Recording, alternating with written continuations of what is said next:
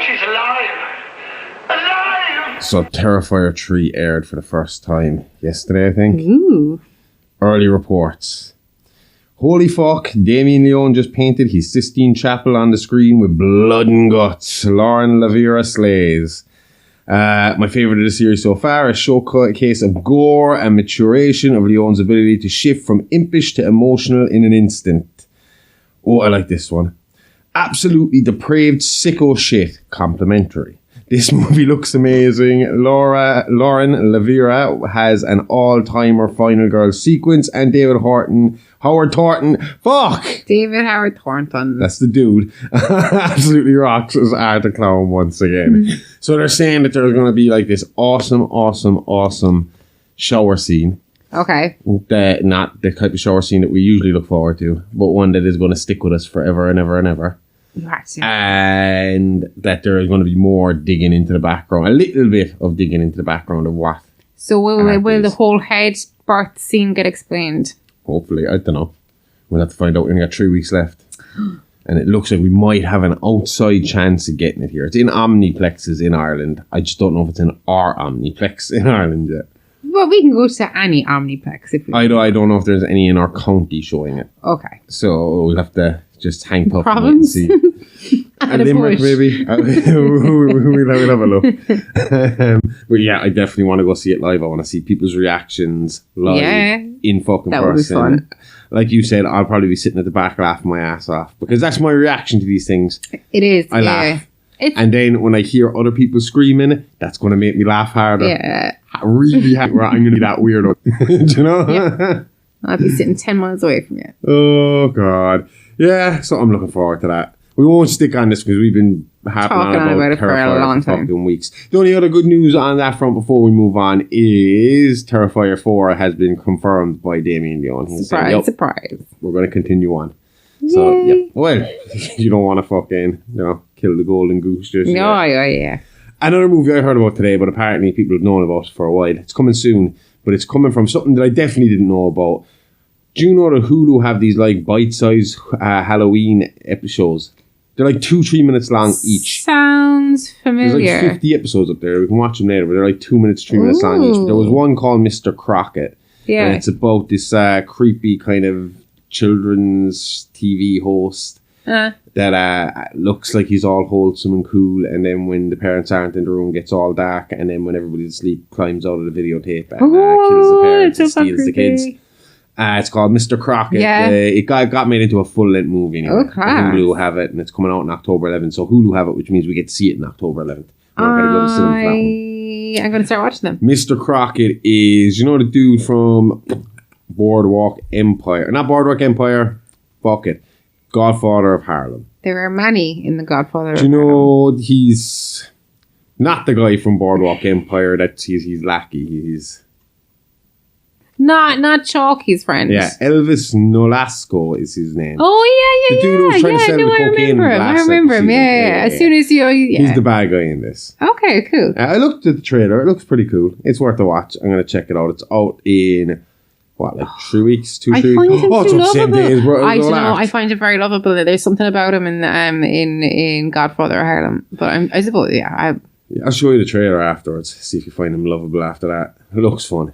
If it stays with the kind of current trend of super hyper gore, of those kind of, when it comes to that kind of a movie, when it's kids and it's a child's entertainer kind of thing, because it's a child's entertainer and they're so friendly and they're so kind of, innocent or supposed to be innocent, that they have to take this complete opposite, like art. Literally like art. Art is a clown. He's playing it up. Even in the first one, you see him kind of messing with the girls and the girls aren't taking him serious, and then he makes them take it seriously. I find the children entertainers storyline extremely unsettling because I've met children entertainers that have been a bit weird and creepy, and only when I got to my teenage years that I realised they were being really weird and creepy. There was a birthday party that I went to when I was like 10, and there was like a magician there. Now, just looking at it from an adult's mind, but we're all getting face painting as well. We all got our faces painted, butterflies and all that. Yeah. But there was one of my cousins, and he was like, "Oh, pull up your top, and I'll go to do it on your belly button." And she was like, "No, I want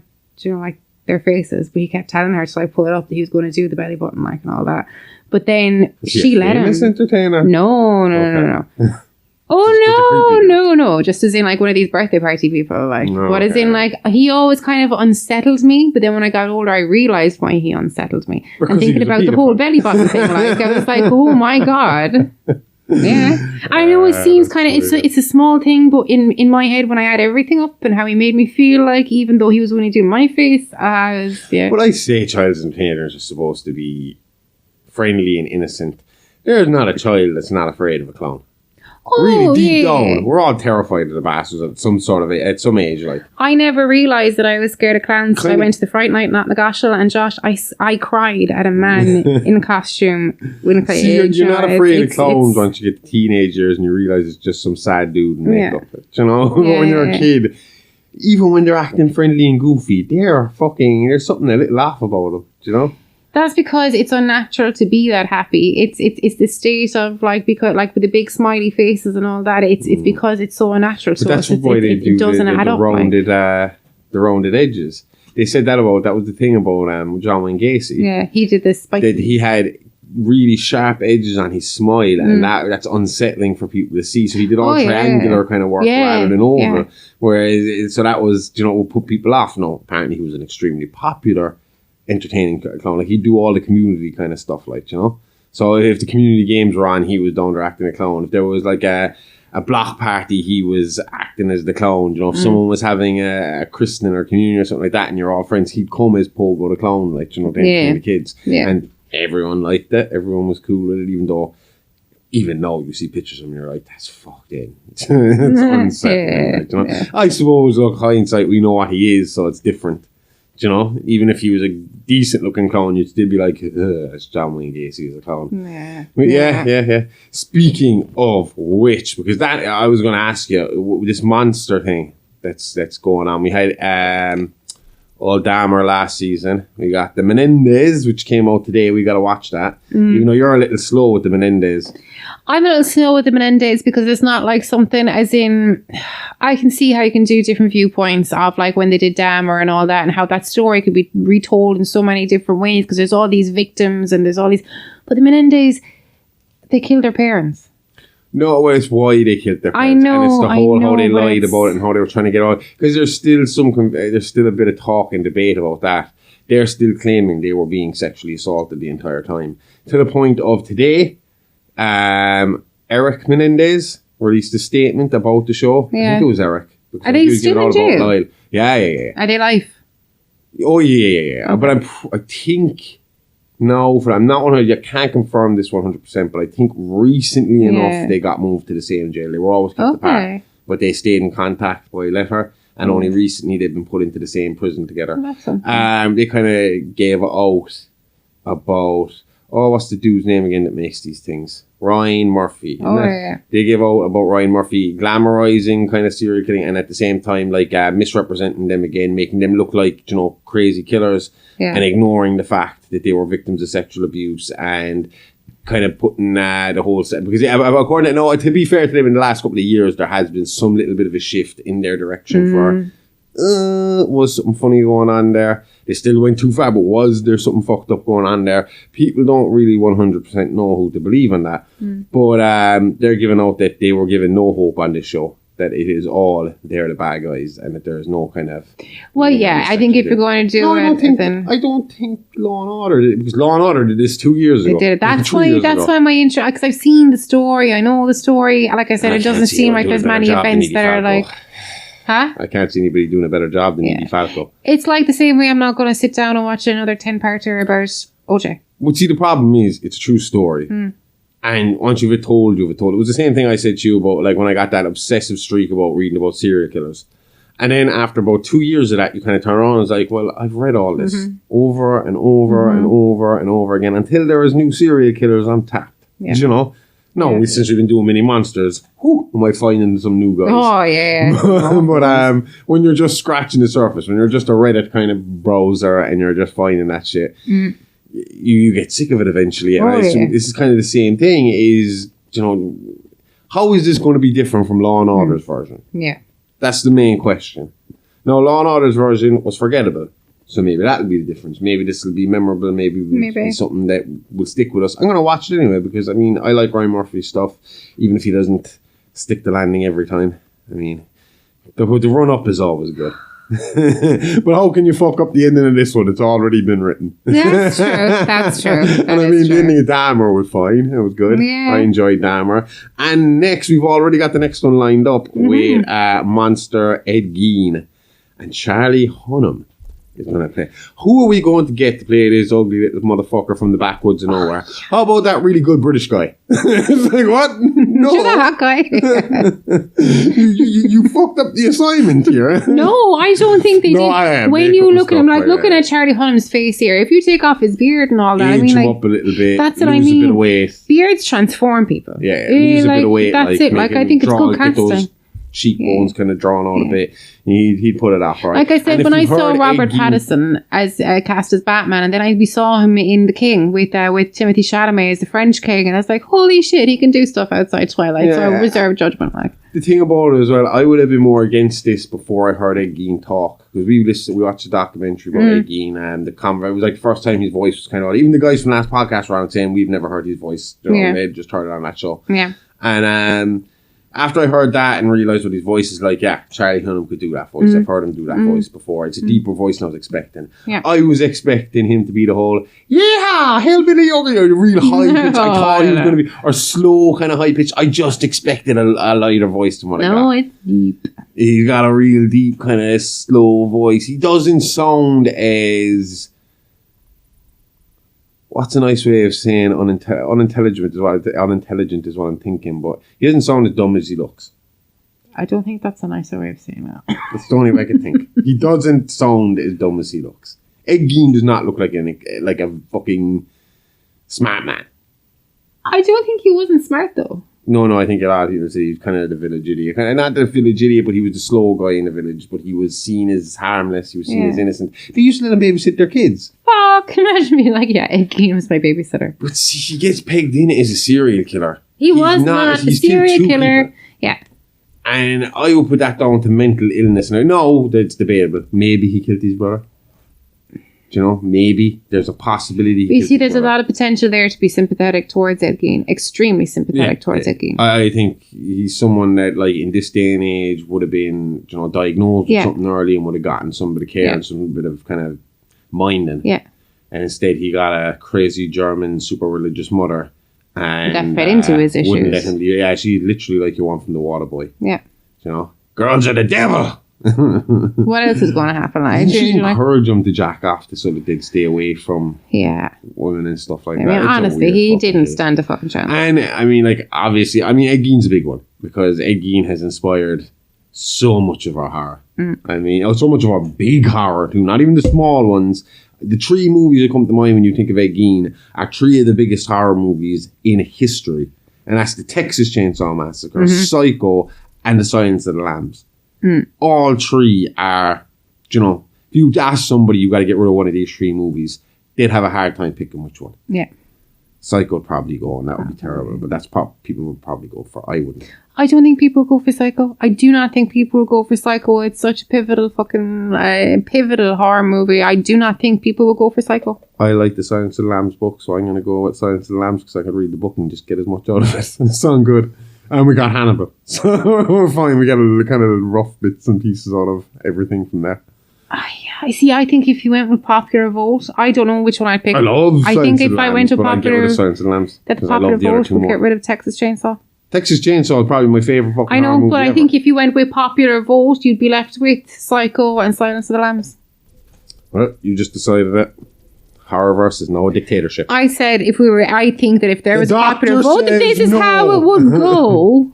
Well, the doctor says no. Get out of my house. Oh, fuck. What else do we got? There's one. Oh, yeah, that's what kind of brought me on to Monster was I was going to ask you, because we were talking about Gacy. What would you like to see Monster do if they're going for a fourth season? After Ed Gein, where do you think they'd like? Because I'm looking forward to Ed Gein. I am looking forward to it because I've never seen Ed Gein outside of the movies we talked there, an actual Ed Gein movie. I know there's a few there, but I mean, someone really putting effort into doing Ed Gein. I think I'd like to see Alien Vernos. Yeah. There's only been one movie. Yeah, Monster. maybe there's been TV shows, I'm not sure, but I think I'd like to see her story expanded on. Like, we get a few hours of her story. I'd like to see Gacy, because I don't think I've seen the Gacy movie, but I mean, again, these are ones that haven't really been touched that much by TV and movies, as much as like Bundy we've seen a bunch of times, you know. Yeah. Again, you said the Menendez has been done a bunch of times. Dahmer now has been tapped. Dahmer's done. Dahmer's, they were all enjoyable, but I'm not sitting down to watch another one. That's why I like Geen, because Geen I haven't really seen. Just him, I've read a shitload, I've listened to shitload, seen a lot of documentaries. Yeah. Gacy would be the one I'd like to see, because again, I've just seen a lot of documentaries on one kind of low budget movie that I saw when I was like 14, 15. I can't really remember it. Yeah. But yeah, that would be my pick. So you go War and which again, yeah, I'd like to see that. I mean, I definitely like to see him lean more into her at the end as well. When she was going on about like the Independence Day aliens coming to get her and all this. But I'd like to see her backstory, because again, she's another person that did not have the best of starts at all. I think that's what they should be, because people are saying like that they're romanticizing. It's not. It's showing. They should show them their backstory. But I think they need to go deeper into that. Like, you know, I think like when you're talking about Dahmer, it was kind of very obvious that Dahmer was lonely. He was alone. He had no real family unit. He had nothing really to hold on to. So for him, it was, you know, that, and we got to see that. Yeah. And you got to see him conflicted with things. Not that you still... I always had a little bit of sympathy for him. Not his situation. Well, kind of his situation. And he understood once he was caught, he was like, I need to be here. Oh, yeah. Yeah. So I don't know. It's a hard one to call. But with Geen, I definitely always felt bad for Geen. Yeah, I feel bad for his victims too. Oh, I feel worse for his victims, but it's just like something could have been done for him. I would say the victims, but I mean, his house burnt down. It was just the Texas Chainsaw Massacre. And I'm pretty sure they burnt down that house and they to stop people from coming there. I think so. I think it was a thing of we don't want that notoriety, because to be honest, that would be a hot spot for true crime. Absolutely, fans, you know? True crime, paranormal. Yeah, you can go to the Texas Chainsaw Massacre house. They have a cafe kind of thing in there now. And I wonder what do they serve? I'd like to see their menu. It's all they'll bring you on all the sets are there, so you see bits and pieces. That's pretty cool.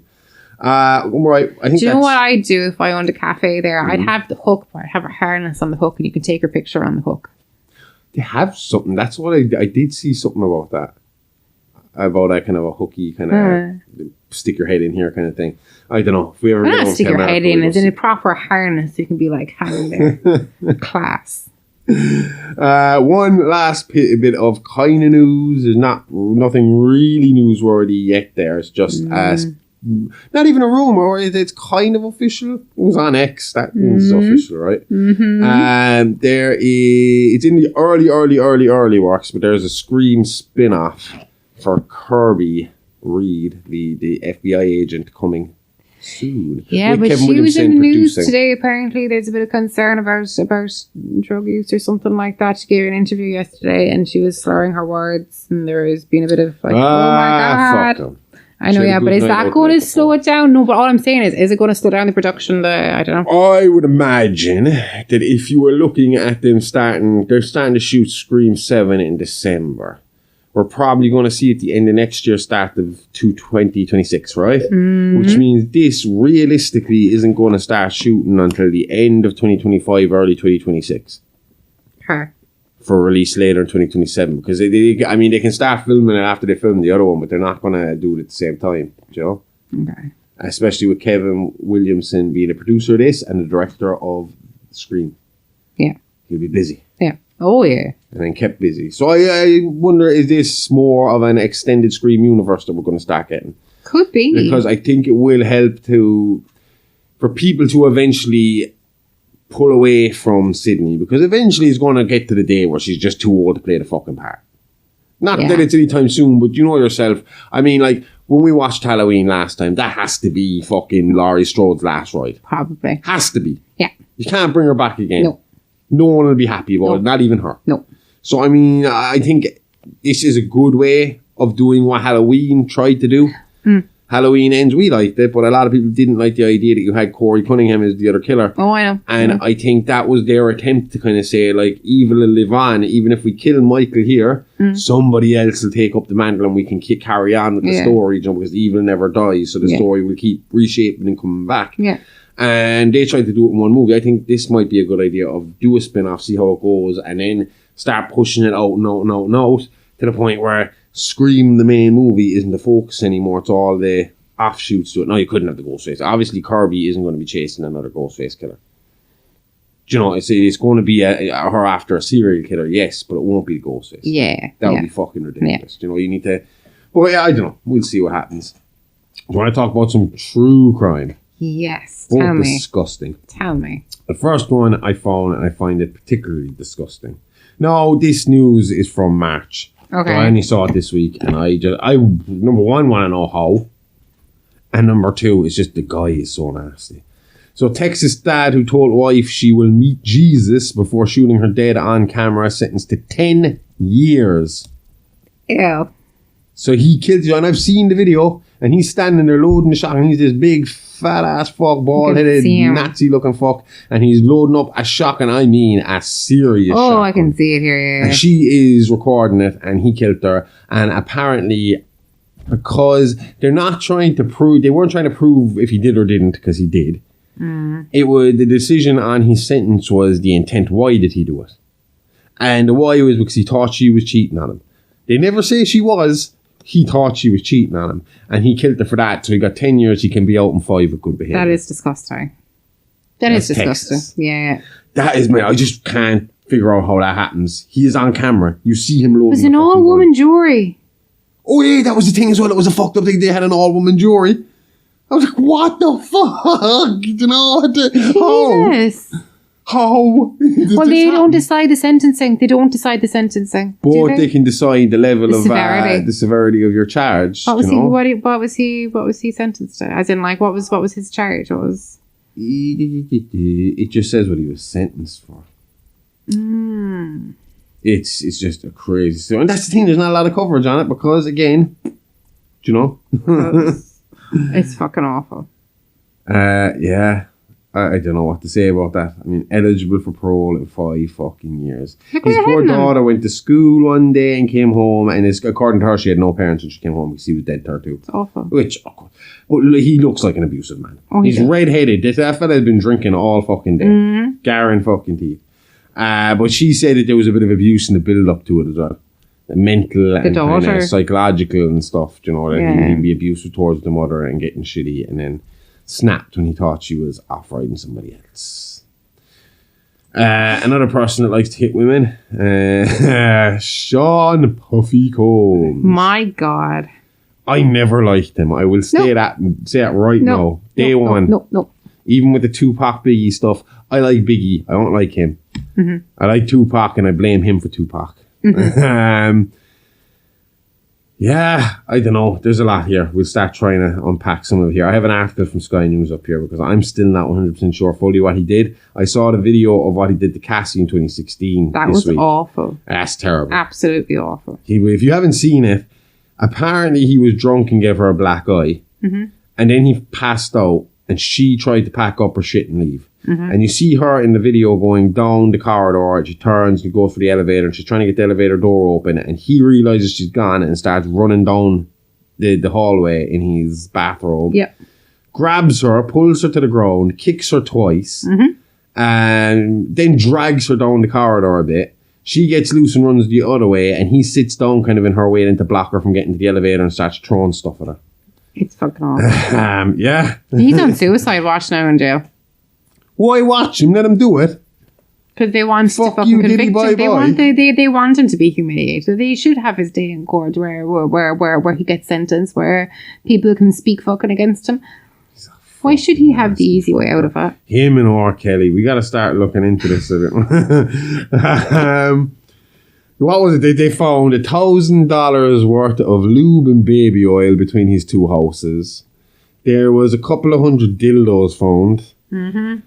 what's supposed to be happening at the time were these things called freakouts. And these freakouts were where Diddy would hire a bunch of male sex workers and some female sex workers to come by and bang people at a party he was having. Most of the women at the party were kind of lower level, kind of people trying to make it in the business that he kind of forced to be there. So, and a lot of boys, apparently a lot of teenage boys and a lot of up and coming R&B boys.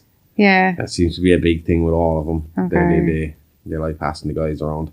Which I find hilarious because these guys love throwing around homophobic slurs in their songs. Yep. And calling each other F this, you suck dick, and you do this and you do that. And it's like, you're all doing it, you bastard. No, we know. And Diddy kept files and everybody's going to find Why out. would you keep files? He kept videotapes so that he could blackmail people if they were going to tell, you know. He'd be like, well, I got videos, you do this, and this. But then again, why didn't anybody ever tell? Because it's like, if you're going to tell, you're admitting to doing it anyway. Him having video evidence just fucking they're like, it's going to come out verifies your claims. Yeah. I heard some bits and pieces that his last wife had something that knew some bits and pieces about this as well, that she was trying to write a book about it or something like that before he broke up with her. And who was the last one? I don't know. I don't follow Diddy's life. I really don't like Diddy. The only thing I ever liked Diddy in is a movie that can never, ever, ever, ever, ever be watched again. Why? What is it? Let's get him to the fucking Greek. It's got Russell Brand and Diddy in it. Whoa! That's it. Must have been scary. Women walking around with chastity belts like you're one of the fucking men in tights, swallowing the key before they go into work in the morning. Shit. No, that's a bad idea. If you have a chastity belt on, don't swallow the key. What? Because it's got to come out that end. You ain't getting that key back. No. That's terrible. That's so bad, Diddy and Russell Brand. They're like, we don't want the key back. Imagine calling the fireman because you need to take off your chastity belt. Oh, we needed Diddy to stay away. And then Justin Bieber's the one they reckon is... The 18-year-old. It's just... Yeah, no wonder. Explains a lot of his behaviour. Yeah, exactly. Exactly. Somebody find Bieber and give him a hug. That's terrible. Hopefully this fucker gets the same treatment as R. Kelly. Yeah. Do you know what they should do? And I think it's a great kind of full circle moment. Put Diddy in the same cell as Suge Knight. And let Suge eat him for dinner. Let him be Suge's bitch. Let him hold Suge's pocket for the rest of his fucking days in fucking jail. That's what you do. You put Diddy right in the cell with Suge Knight, and that is his Write punishment. them a letter suggesting it. Why is everybody after Ashton Kutcher and Mila Kunis over this? Not Mila Kunis, just Ashton Kutcher. He said something in a party, or not a party, an interview about one of these freakouts that, like, you know, that he knew a lot, but he can't say nothing kind of thing. But, like, everybody knew about the Weinsteins and kind of made, or not Weinsteins, Harvey Weinstein, and they kind of made kind of comments, kind of digs at him. If you look back at all these interviews over all the years, I mean, like, it's the same thing. Same as the BBC. Yeah, same as the BBC. Why give Ashton Kutcher shit if you're not going to fucking bring down the fucking BBC and fucking everybody else at the same time? Like, yeah, but the same way they were hiding Russell Brand shit up until very recently. I mean, what's it? Catherine Ryan came out against him last year. It's Catherine Ryan, exactly. Everybody knew, yeah. You know, because he'll sue me into the ground. Everybody fucking knew, though. The minute she said it, you're such a liar. It was one of two people. I said it was one of two people. You said it with Jimmy Carr.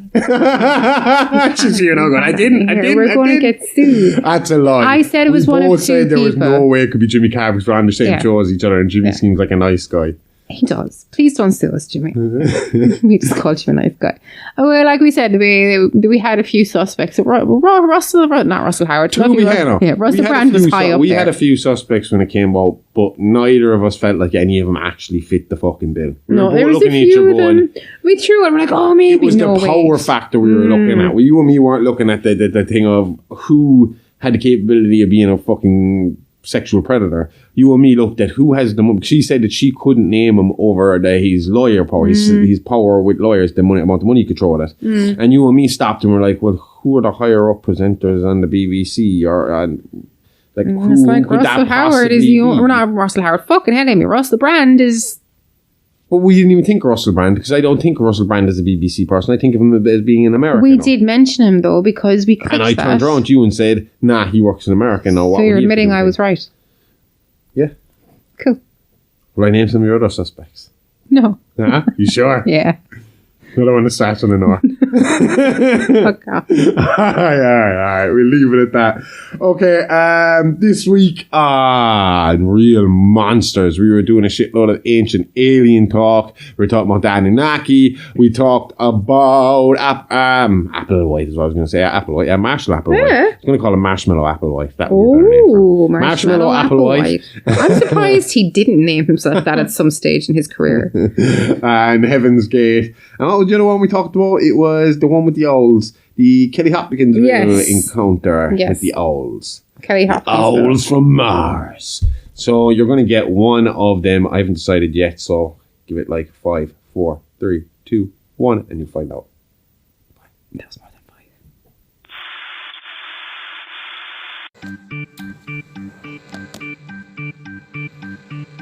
Patreon is alive, alive, live, alive, live, alive. Patreon is alive, alive, horror podcast. Patreon is alive, alive, live, alive, live, alive. Patreon is alive, alive, horror podcast. Hey kids, can't get enough of that blood, guts and gore? Then head on over to our Patreon, where for just $5 a month you'll get exclusive access to our true crime show Real Monsters and horrific history tales from Playing with Bones with Amy Rose, along with early access to our minisodes and ad-free access to everything else. All this and loads more horror-tastic extras from the Horrorverse. So what are you waiting for? Permission? Go nick your parents' card today and subscribe now at patreon.com/It's Alive Alive Pod. Remember, that's It's Alive Alive Podcast, a really, really fake true crime horror podcast. It's Alive Alive, all the guts and gore with none of the guilt. Jonathan was about Marshall Applewhite. Marshall Applewhite. He was the leader of Heaven's Gate religious cult in Texas, and he was a self-proclaimed prophet, drawing rhetoric from science fiction and scripture. He led his group to commit mass suicide in 1997 in hopes of being lifted into a spaceship. His close partner, Bonnie Lou Nettles, decided they were the two mentioned in the Book of Revelation meant for an important mission. So the two refer to, I had to look this up, the literary figures who are mentioned in, they are literary figures who are mentioned in the Book of Revelation. Some Christians interpret it as two people, two groups of people, or two concepts. Some believe they are Enoch and Elijah, as in the Gospel of Nicodemus. What? Nicodemus. Since they are the only two that did not see death as required by the scriptures, Jesus. Oh no, Jesus isn't in this one. While others believe them to be Moses and Elijah because they appeared during the transfiguration of Jesus, or because Enoch was not Abraham's descendant. I don't know what any of that means. Ooh, Moses sounds like a Force ghost. What do you mean? Because he can... Moses and Elijah, because they appeared during the transfiguration of Jesus. Moses was way before Jesus, so if he appeared at any time around Jesus, he'd be a ghost. So it'll be like the end of it, like when Darth Vader was born and they all just start showing up. Yeah. So they have the powers to shut down the heavens, but that's Elijah, and turn water into blood, which is Moses. See, the Bible seems like it will be a lot of fun to read if you're not taking the stories as literally as the people who usually read the Bible. Take it as just like an epic. Oh, Yeah. I've always thought you'd make a good old movie out of it. Good. They have. They've done this. Have they? I mean, I've seen John Passion. Wayne, the really famous show, the greatest story ever told. Isn't that him? And he has the wristwatch. He's like What's a it Roman called? soldier. I think it's the greatest story ever told. But it's really famous because he's like one of the Romans, and he's at the end of the bottom of the cross, and he's standing there in all this Roman get up, but he forgot to take off his wristwatch, and it's there in the movie.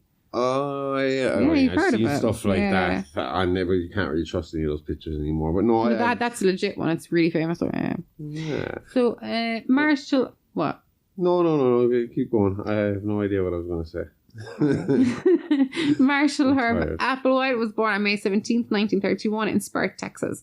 Before finding his unusual calling, Applewhite seemed to lead a fairly normal life. He graduated from Austin College in 1952 and got married that same year. He spent 2 years in the Army Signal Corps.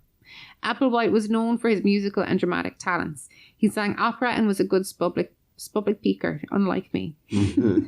A good public speaker, impressing people with his strong baritone voice and good diction. In the early 1960s, he tried for a while to make it as an actor in New York City, but he failed, according to an article in the New York Times. But he was enough to get into the New York Times, or was this after he caused all his trouble? Dr. Josh. Yeah, He was I good think he enough just got that a he was bad so review. bad that he didn't clear. Like, he just got a bad review. At least he got in there.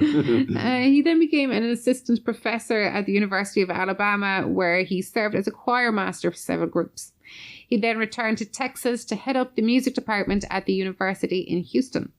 While in Houston, Applewhite's life began to fall apart. He and his wife divorced in 1968. They had 2 children together. There are some reports that he struggled with his sexual identity, and in 1970 he left his job and seemed to be having kind of a sort of nervous breakdown. Midlife crisis kind of thing. Yeah, probably. 2 years later, Applewhite met Nettles, a nurse with a strong knowledge of the Bible as well as an interest in a more unusual spiritual matters. They would later decide that they were the 2 mentioned in the Book of Revelation and that they were on an important spiritual mission. What happened? Because I know they didn't have any sexual relationship because he was essentially gay, wasn't he? I think so. And he just didn't. He just wasn't practicing because he was Christian, was he? Or was it just a case of? Or is it a case of he was gay, but he was nearly close to being asexual? I'm not sure, Is but asexual from or what doesn't I've have read sex? in some places that a goal of his was to have a relationship with someone that meant something, but that was purely platonic. Maybe he was asexual. Yeah, maybe so it was. asexual. I got it right. Oh, sorry. Yeah, asexual. I lose track with him, and I don't mean to offend anybody. Applewhite and Nettles spent months on the road wandering around the country. Believing that their higher calling allowed them to ignore earthly laws, the pair was arrested for credit card fraud in 1974. Those charges were dropped, but Applewhite had another crime to answer for, the theft of a rental car. He rented one in St. Louis and never returned it. I wouldn't mind. Nettles at this point has left her family, has she? Mm-hmm. She had a husband, a couple of kids. She was a nurse, wasn't she? Yeah. And she dropped it all to run off with Applewhite. Yep. Applewhite was sentenced to 6 months in prison. During his confinement, he began trying to refine the beliefs he shared with Nettles. They thought that they came from what they termed the level above human, a physical and literal version of heaven in outer space, and they were sent to help others to reach this next level. To them, the human body was just a vehicle, and that to ascend from this world, people had to separate from all that was human in themselves, including their earthly needs and desires. They believed that a UFO would soon take them back to the next level after completing their mission. So this is where Matt Hardy got all his broken gimmick from, obviously. Yes. My vessel. Obviously, people know this story because we've seen the Simpsons episode enough times. Mm-hmm. You know? Yeah. Family Guy have done this story. Yeah, it's almost well done, literally. like. King of the Hill has done this story. So, I mean, it's a common one that came around in the 90s. But yeah, it's a bit fucking mental. I will say, if they are the physical and literal version of heaven, heaven got low standards. Yep. We're going to do just fine. Wanting to share their knowledge with others, Applewhite and Nettles began travelling again. Applewhite did most of the talking during the informational sessions they held, while he relied on her strength and spiritual wisdom. People became interested in them and they started to develop a following. In 1975, they attracted around 20 followers after a meeting in Oregon, which caught the attention of the national news. Applewhite and Nettles were also the subject of a 1976 book entitled UFO Missionaries Extraordinary. Uncomfortable with increased public scrutiny, Applewhite and Nettles sent their followers out to travel the country as missionaries while they kept a low profile. At the group's peak, it had about 200 members, which is quite low. I was expecting more, to be honest. I don't know why in my head. Maybe it's not quite low, but in my head, I was expecting more. I don't think this is like your... I mean, Jonestown was 913. Yeah, this isn't Scientology, this isn't Jonestown, this isn't even that Nexium thing that happened a couple of years ago. This is relatively small and probably would never have been heard of if it wasn't for the end result. Yes. You know? Yeah. And at the end of the day, a good few people went in that one. Like, I mean, it's just fucking... Oh, well, yeah. I mean, like, you know... Applewhite and Nettles began weeding out their followers, keeping only the most dedicated and obedient members. They spent several years living at campsites with Applewhite and Nettles, making sure that their followers were kept busy performing tasks for the group or trying to curb their human nature. Do you know what was weird there, right? Yeah. How I was saying they went to live the campsites and stuff like that. Like, that was another weird thing about this group that they got anyway big. Was they were traveling so much that if you didn't, like, find the right location they were talking at, you were going to miss them. And if you were any bit late, you weren't going to, you could end up getting split from the group. And then half a group go one way. And at the same time, Applewhite had a problem of changing direction while he was doing so. He'd be on his way to Boston and be like, no, we're going to go to New York, and then move. But the people down the line don't know you're going to New York now, or they know you're still going to Boston, so they're going to Boston now. And so it was kind of really unorganized, but still managed to keep it going. As far as I know, they still have a following. Like, I think they still have a website. I don't think they're called Heaven's Gate anymore, but I think they still have some sort of a following. Anyway, go on. The group experimented with several unusual diets, and sex, drinking and smoking were forbidden. Some male members, including Applewhite, were later castrated. Lying and breaking the rules were considered major offences. Uniformity was also important to Applewhite and Nettles. Members all wore baggy clothing and had short hair, essentially to mask gender and sexuality. Sounds like a bit like the Bad Korea. Do you know what the approved hairstyles and all but that? Again, this is one that's commonly taken. Because SNL got in trouble for that. What? I think it was only like a week or two after this happened. They because they bought the same runners. They went in basically. They bought everything in bulk. Got the Nike runners. Cheaper. Yeah, and they bought like I think it might have been Reebok. I'm not 100% sure. It was Nike runners. But they bought these runners because they were on offer. And then the next week, SNL ran a fake ad for Nike stuff. Using the Heaven's Gate story, and people got a bit snotty about that, I think. Oh boy. Again, you got away with a lot more in the 90s, back then you would have, But like the same hairstyles, the same every day. When you hear how all this goes down, like when you really dig deep into it and read a little more into it, they're just a pile of lonely nerds. Yeah. You know, that's genuinely what it is, like, you know. Yeah. I don't know what could lead you to want to do this, especially the castrating thing. I never understood that, especially as a man, because I can tell, I see somebody else because he get believed kicked in the the nuts. aliens had no sexual organs, so they wanted to be like them. Even though that makes no sense when you needed to leave behind all your earthly, like... If I see somebody else get kicked in the nuts, I hold my nuts in pain. So I can't imagine any man... What if you believed that when you died, in order for you to get into heaven, you had to be kicked in the nuts? Well, then you're going to get kicked in the nuts. Yeah, but hang on now. I was only using that as an example. You're talking about cutting them off. I was just saying, right. If you I believe feel it at that level, so you can imagine how I feel about it at that level, okay. you know? Yeah. But I see, even as you're describing it there, can you, how could I, as you were saying those words to me, I was listening to you and thinking, how could anybody else listen to this and not think this is fucking nuts? You know, I was like, if you really thought that the space aliens were coming to take you to heaven, if you cut off your balls, would you? I mean, would you? Probably not. Because Okay. I'm like, why do they want me to cut off my balls? Do I want to go with people who want me to cut off my balls? This is only, and we haven't even met yet. What are they going to want me to do with my friends? It's not going to be gory. Like, they were asleep. They found a doctor to do it. They had a bit of difficulty, but they did find a doctor to do it in Mexico. I've heard, again, I've read a little bit more about this, and I've heard a few more podcasts about this, and as far as I know, there was a few infections. Oh, stop. I can't get visuals. In the 1980s, the group moved indoors, renting houses in several regions, including the Dallas area. Some members even started getting jobs in the outside world using fake names. Applewhite suffered a devastating blow in 1985 when Nettles died of cancer. They worked together. They all had the same jobs. It was website design. Oh, yeah. Lonely nerds. And that's the other thing about it. Like, you talk about this only kind of getting a lot of attention because of what happened. You're talking about a time after Jonestown and all that. They're looking for religious cults.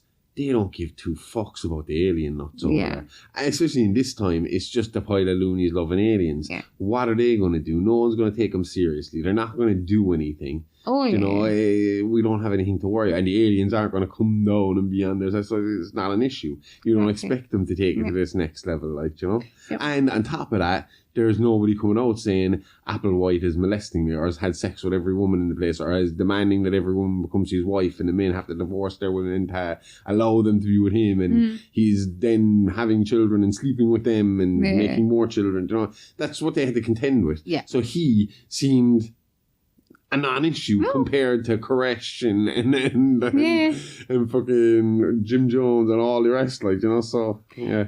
Applewhite had lost his partner in his spiritual enterprise and seemed to flounder for a bit. By the late 1980s, however, he regained his zeal for proselytizing, spreading the word of the imminent end of the earth. The group made a series of videos called Beyond Human. The last call had featured information about the group and the next level in the early 1990s, which were broadcast via satellite. The group also took out ads worldwide, including USA Today in 1993. The headline of that ad read, UFO cult resurfaces with final offer. Hold on now. So they were calling themselves a cult? Yeah, but they had that in inverted commas. Oh, yeah. And one more question. Next level in the early 1990s, which was broadcast via satellite, were they on the television? I think so. I wonder if we could find ads.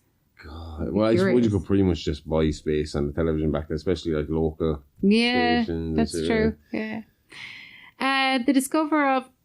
do you say Hale-Bopp Comet or Hale-Bopp Comet? Hale-Bopp. Hale-Bopp. The discovery of the Hale-Bopp Comet in 1995 drew the interest of Applewhite. I remember this. I remember the Hale-Bopp Comet. Oh, I was only a baby. I remember the kind of big thing about it, and like my dad taking us out and goes, can you see, look there, there. You know, it was like a... What was it like? I don't remember it at all. Fuck if I can remember. I was what? 8. Will we see it again in our lifetime? I don't think so. I think that was what the big deal was about. I'm not 100% sure, but that was the big deal about it, was that it was going to be such a long time before it passed again. I need to check this Hale-Bopp. And so it was, I remember this. I remember Hale-Bopp happening. So. Oh, wow. It's roughly about 2,399 years of an orbit. So the next time it'll be in the inner solar system will be the year 4,385. Ooh, yeah. I wish I remembered that. Like I said, no, remember it. I was 8. You know? Yeah. Well, go on. So he saw the comet as a sign that a spaceship was coming to take them to the next level. By 1996, the group was operating a successful computer business and lived in an exclusive neighborhood in Rancho Santa Fe, California. They also produced more videos encouraging others to leave with them, saying it was the last chance to evacuate Earth before it's recycled. See, that's fucked up, right? They have a successful computer business. And it's not fucked up because he was living the same kind of lifestyle. That's the weird thing about this. This isn't again like other fellas who were living it up while the rest were suffering. But like even down to like food and stuff like that, they saw it as just for nourishment. So they just got bland, cheap food, noodles, stuff like that, and that's all they ate, like, you know? Yeah. When it came to like TV and stuff like that, apparently sci-fi, they liked their sci-fi, but they didn't watch all that. Like Stargate was a big one for them. Well, obviously. But yeah. Yeah. As the Hale-Bopp comet grew closer into Earth in 1997, Applewhite and his followers prepared to make their exit from this world. On March 21st, they ate a last supper of sorts at a restaurant, all ordering the same thing: turkey pot pie, cheesecake with blueberries, and iced tea. But again, what if you didn't like any of this? Huh? It's a tough shit, like you just eat for the sake of it. Yeah, but this would have been seen as a special meal. This would have been a celebratory meal. Again, like I said a few minutes ago, it was usually bland, normal stuff. Like, you know, this was, we're celebrating, you know, we're going to be on our way to Zeta Reticuli, man. Yeah. A day or two later, when the comet was closest to the planet, Applewhite and his followers took their own lives by drinking a mixture of vodka and barbiturates. What are barbiturates? Barbiturates are, isn't it like drowsy painkillers? I could be wrong here, but let me double check. So they overdose themselves. It's not the sedative hypnotic medications. Oh no, it's not painkillers, but they treat seizure disorders, neonatal withdrawal, insomnia, anxiety. They'd have had to have a lot of that, wouldn't they? I think it's dodgy with alcohol. Mixing them with vodka, taking with vodka at the Kill same them all, time. though, like. Do you know, it seems... I would assume if each person managed to get themselves prescribed a month's worth of barbiturates in one of those thingies, and you get like a nagging of vodka or a litre of vodka or whatever, and you just down it. Oh, fuck off the vodka, I can't. Imagine having to down that straight vodka. I'm willing to die, but give me a whiskey. On March 26th, the bodies were found all dressed with the same covered purple shrouds. When the news of the Heaven's Gate deaths broke, many people were shocked and horrified by the mass suicide. The media showed clips from a rambling video that Applewhite made shortly before the suicides, explaining their mission and encouraging others to follow. Members also recorded exit videos. but these did little to comfort the families of the followers or help the world at large understand the drastic, unfathomable actions. Well, apparently you can see some of these on YouTube. And they're pretty happy to be going. They're not too worried about it, like, you know. She seemed brainwashed. Well, that's exactly what they were. I mean, obviously, that's the idea of the cult. But I thought you said they were just lonely geeks. Well, but when you said that, it just in my head, it was just like people like LARPing. Yeah, no, I think they were looking for something, and I think obviously if you're really, really, really latched onto that sci-fi world, and the idea of going to the aliens is something you really, really want. And again, in the 90s, it's different. You don't have the internet bombarding you with stuff. So you're kind of still used to listening to people and believing in people of sorts in a more localized kind of area, you know? Yeah. You could still have conmen, even though it seems like Applewhite might have believed his own kind of shit as well, like, you know? Yeah. I mean, he was more than willing to go with the rest of them. He didn't, that's the thing I'll say, like, he didn't seem to step out on anybody else. He wasn't getting it any better than he was. He wasn't. But you see, I think the thing was, as well, he was more than happy to go with the rest of them, as in, like, but it was, well, as he had to go because he couldn't name a successor. Do you know what? As in, like, if he named a successor. Oh, he's saying that somebody else. It was like, well, everything I've just told you was bullshit. Yeah, so it's kind of there's no way out of this. Yeah. But they did leave one guy behind. As far as I know, I might be wrong about this. I think I'm right. There was one member of the cult had to stay alive to spread the word, to get the tapes out there and to spread the word about what happened. Frank Lifford, maybe. Let me have a look. Is that it? And that he was it was seen that he was doing him a great sacrifice by staying behind to deal with whatever was to come from God, elevating the way the rest of them did. Oh, lucky him. But so he kind of got away with a lucky escape. Yeah. The reason we brought them up, the Heaven's Gate lot, is because a lot of his theories were fueled as well by the idea of ancient aliens. Oh yeah. By the idea that they had come down before, and that's who the gods were. If you like that, then check out our Patreon, where for just $5 a month, you get access to exclusive shows like Real Monsters and Playing with Bones with Amy Rose, along with early access to all our minisodes and ad-free access to the Weekend Update and It's Alive! Not convinced yet? Well, head on over now and have 7 days on us. That's a 7-day free trial for all new members. That's It's Alive Pod on Patreon. It's Alive! All the guts and go with none of the guilt. See you on Wednesdays, unless you're on Patreon when you get us all week long.